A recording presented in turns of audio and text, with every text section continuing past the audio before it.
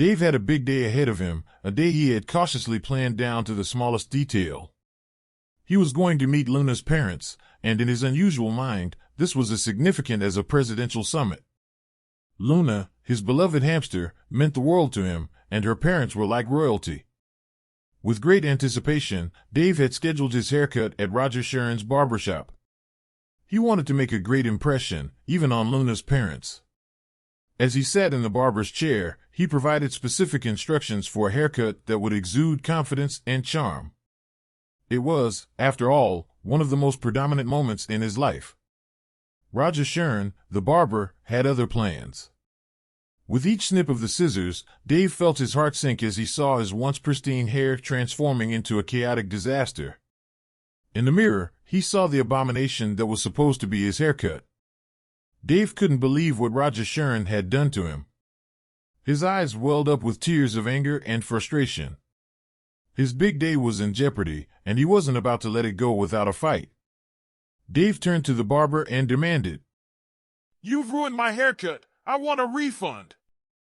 Roger Sharon, unfazed by Dave's distress, simply replied, "Sorry, sir, but we don't issue refunds." Dave was forced to leave the barbershop with his disastrous haircut. He couldn't bring himself to meet Luna's parents in such a condition. The thought of postponing the meeting tore him apart, and anger coursed through his veins. Determined to make Roger Sharon pay for his unforgivable act, Dave decided to take matters into his own hands.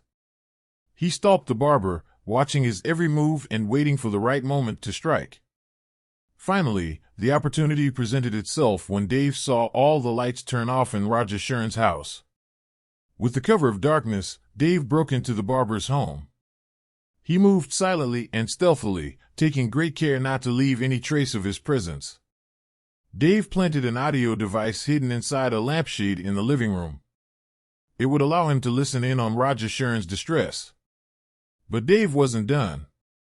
He made his way to Roger's bedroom and, with the precision of a surgeon, he turned on a pair of clippers. He started shaving Roger's head, leaving him with an unexpected bald spot.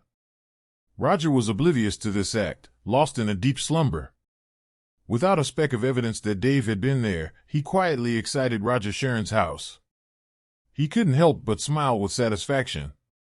Back at his home, Dave tuned into the audio device, listening intently to the sounds coming from Roger Sharon's house. As the morning sun rose, he heard the distraught barber's voice filled with confusion and disbelief. "Who could have done this to my hair?" Roger Sharon muttered to himself, his voice laced with despair. He thought to himself and put the pieces together. "Dave," he said with annoyance. A loud shout echoes through the house. "Dave!" Dave listened to the chaos he had caused with a grin on his face, thoroughly pleased with the revenge he had exacted.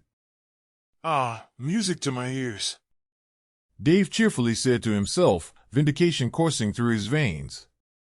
In his mind, he had won this battle of haircuts, and Roger Sharon had learned the hard way not to mess with Dave on his most important day.